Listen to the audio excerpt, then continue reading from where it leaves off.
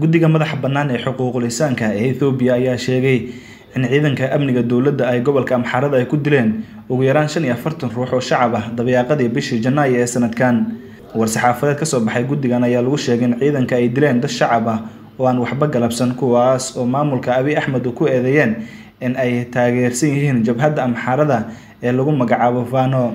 Xasuuqa ay ciidanka maamulka Addis Ababa geysteen ayaa ka dhacay magaalada lagu magacaabo Marevi ee gobolka Amxaarada, halkaas oo ciidanka Ethiopia ay ku wajahnayeen jabhadda hubeysan ee Fano ee qowmiyadda Amxaarada. Hogaamiyaha ururka u dhaqdhaqaaqa dadka Amxaarada ee fadhigiisu yahay Mareykanka ayaa sheegay in ciidanka maamulka Abiy Ahmed ay adeegsadeen diyaaradaha aan duuliyaha lahayn ee droonka, kuwaas oo aan si kala sooc lahayn loogu duqeeyay goobaha rayidka oo ay ku sugan yihiin oo ay magaalooyinku jiraan.